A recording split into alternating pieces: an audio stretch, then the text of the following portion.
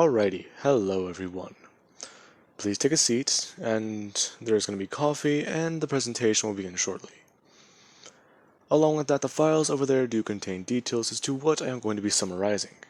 We do need to make this conversation very brief. Now, hello everyone. I am one of the doctors who has specialized and worked onto this project. And I believe that it is imperative that you know exactly what is going on. You see, roughly about 5 to 6 years ago, there was a battle in another city over. That battle contained something that happened, an incident. All Might had to retire after this battle.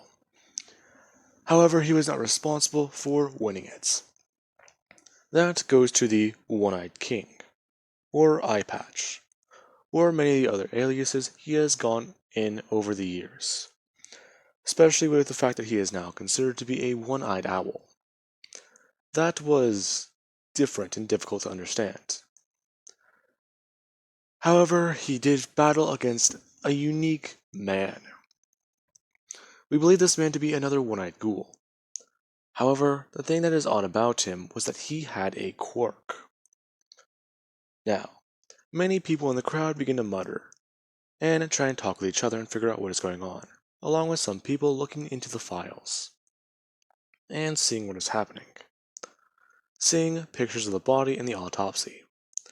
The man's quirk is clearly something to do with muscle fibers, along with the fact that there is at least a picture of one of his arms. And, well, you can see that they clearly cut into it and found where his actual skin was. As the doctor continues his explanation, this man was human. However, he was implanted with ghoul organs. And, well, turned into some sort of hybrid. Some sort of experiment. Now, not only did he retain his quirk, but he also gained vastly increased numbers of strength, added onto his quirk. The CCG believed that he would be able to kill All Might given the opportunity. However, the One-Eyed Ghoul simply had more control over these abilities, and was able to quickly overpower this man.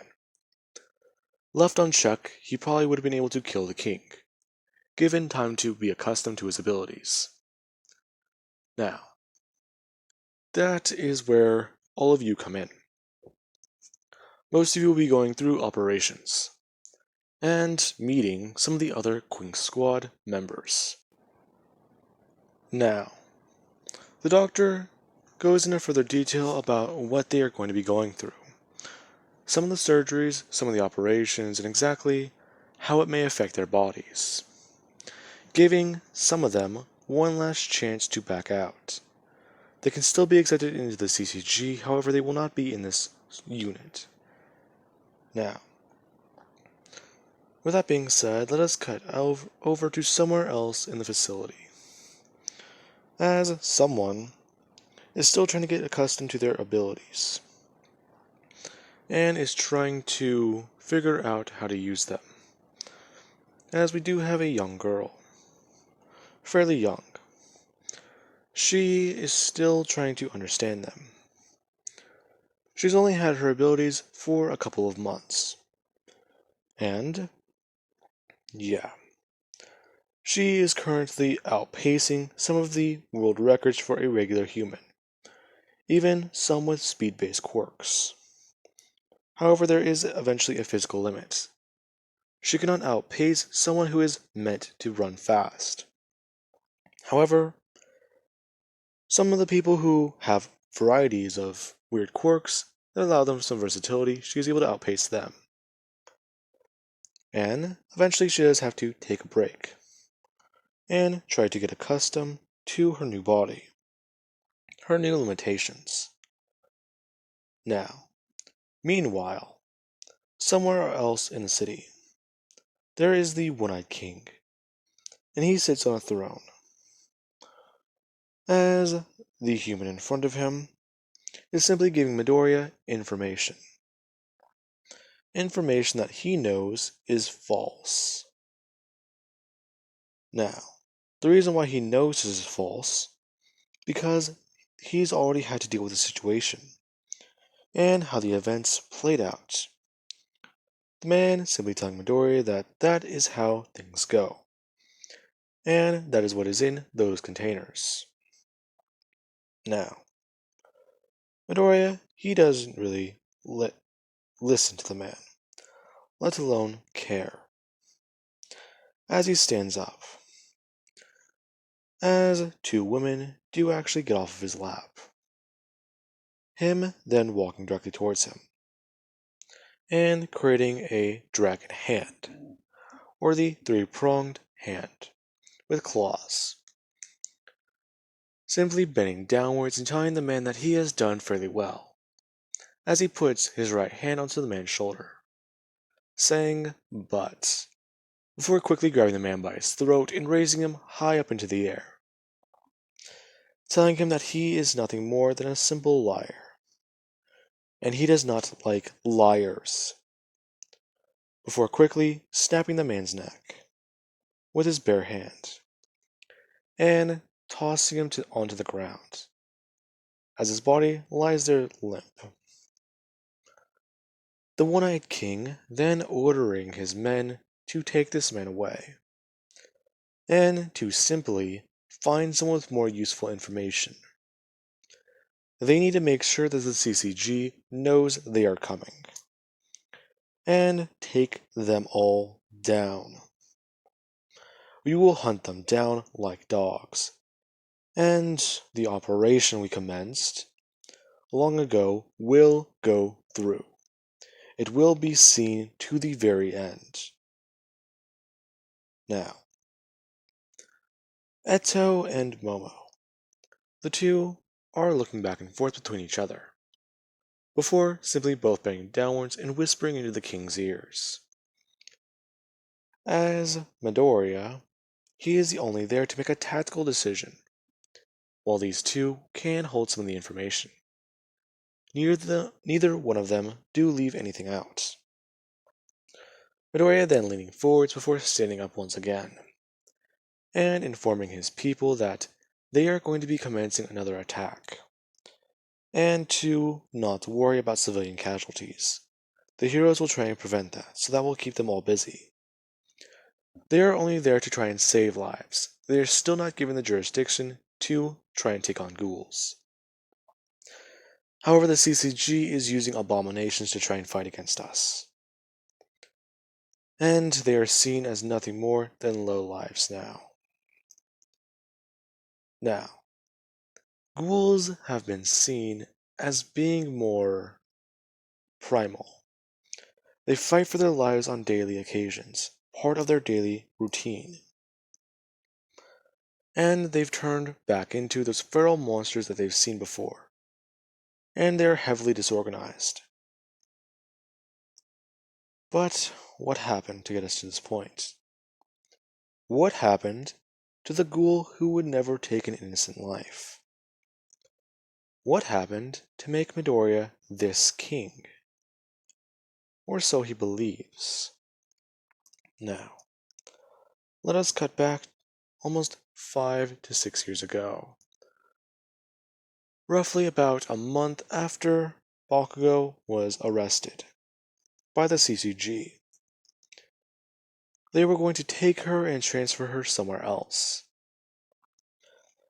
However, yeah, she has some knowledge that they may not know. So they do try and interrogate her and question her further. However, she does need to be released. And the CCG were trying to find a good place and a good way to do so. As soon as they were outside of an area, they tried to release her. Simply let her loose back into the public. However, that is whenever the organization known as V tried to intervene. They tried to simply attack and take this human, thinking that she has some importance to the king, or the owl. And simply, the CCG were able to take on this ambush team, using the Oratu, or the Kagune armor. I'm not sure what the name is again. I need to look it back up. Now, with that being said, she is seen as very important, and is told that if she can make contact with the king and get information about him, then she will be promptly released into CCG custody and put into a proper safe house. Basically being given an opportunity to work for the humanity, work for the human side in this war. And she doesn't really have an option. Be captured by ghouls, or work for people who won't try and eat her alive. So, weighing her options, she chose the CCG, and was quickly put into training. Now, Midoriya and everyone else, however, they quickly began their own little schemes. Eto and Momo began to coordinate Origiri Tree. Momo's group of people and Midoriya began to lead the white suits. All three of these leaders, trying to coordinate each organization with each other, falling under one banner. The new Origiri Tree. The survivors. The ones who got away from the massacres. Now, they simply spent time trying to understand this and go through certain things. And, eventually, it led to their confrontation with the CCG. A direct one. Roughly about a year later. Midoriya constantly fought against high-ranking members of the CCG, detectives, before he eventually encountered a man. The man fought Midoriya almost as an equal, and Midoriya, he had to bust out his owl form and fight against this man, both of these two nearly killing each other in their first battle, along with the Origiri Tree getting more information and using it to their advantage, fighting dirty and attacking supply lines that the CCG uses, trying to cripple the organization by crippling their supplies, them being forced to use what they had on hand. Until, eventually one day, Midoriya and this man, they fought again. And it ended with most of the city almost up in flames. And these two almost killing each other. Midoriya suffered a heavy blow to his brain, while the man, Midoriya was at least able to take one of his arms, and part of his eye. At least the one that he was almost blinded in. So, that's left Midoriya a bit of a rough slate, or a new person. Throughout the following months before he woke up, he was having a bit of a problem with his body.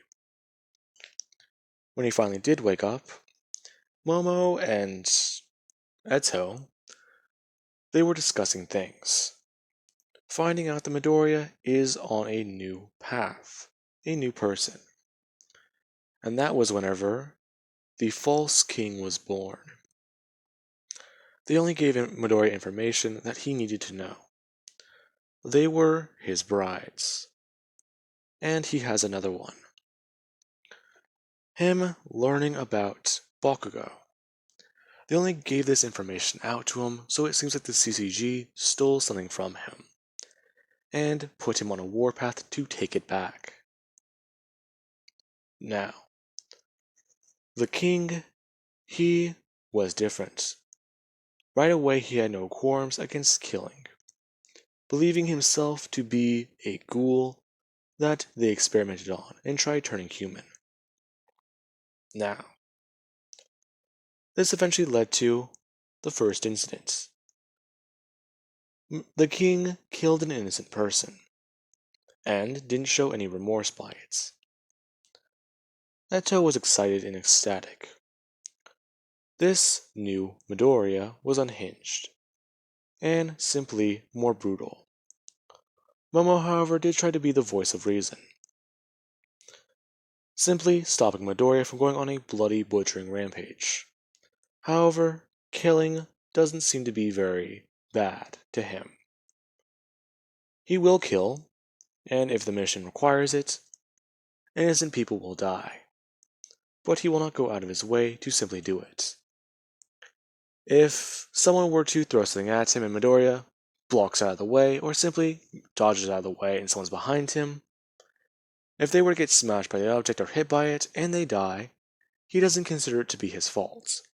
They shouldn't have been there. Now, back over with the CCG. They are still talking with and going over things with this young woman, asking her if she really believes that she will be able to do this, and that she really shouldn't have even taken the operation in the first place.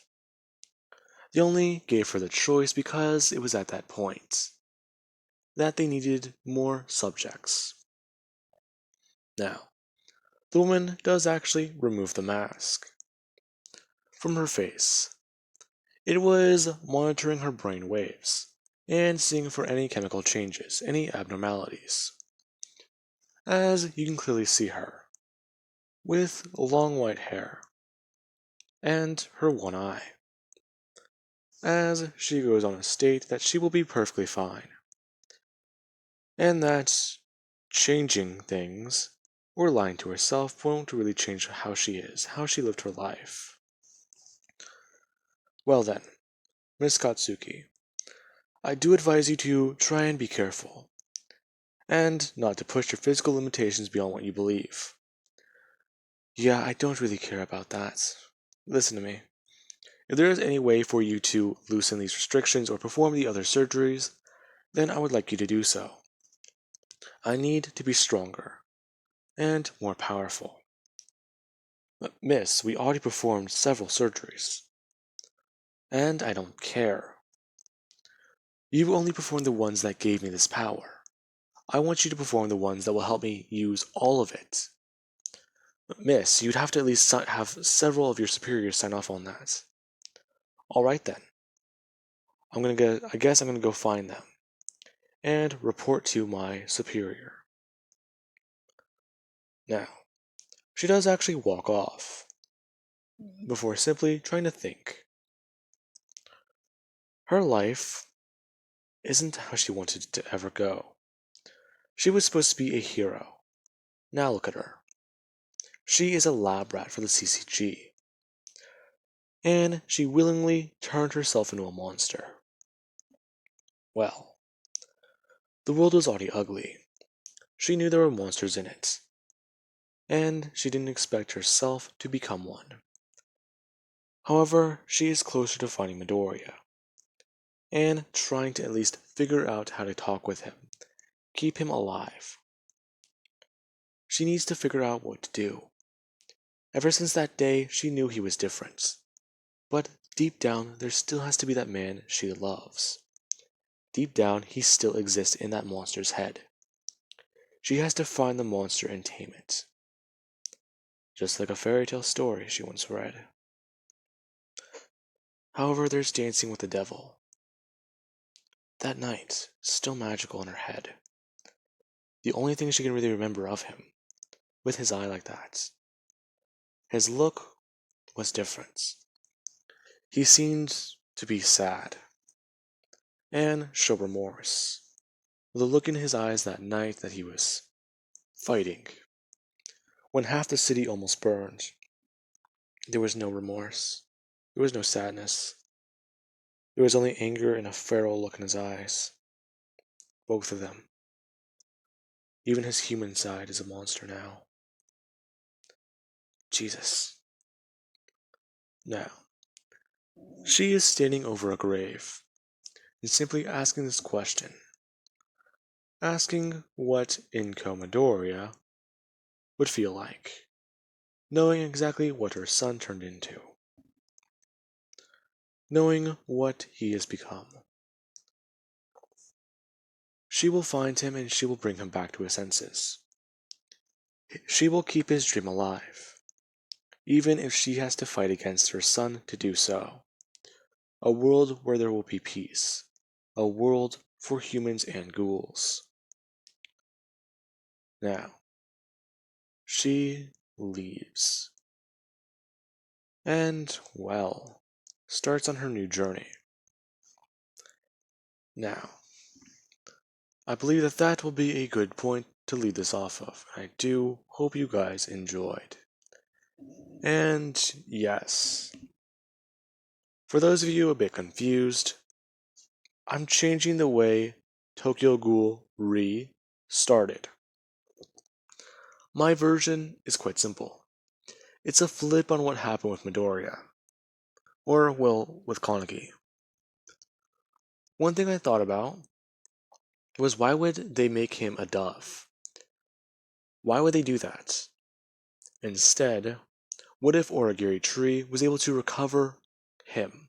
Recover Kaneki and put the idea in Heisei's head that he was a king. That he was the one that is true. It just made a bit more sense to me. Because if you think about it, it could probably set up the way he could take down the CCG and eventually figure out who is in charge. Now, I do believe that that will be a good point to lead this off of, once again, and I do hope you guys enjoyed this.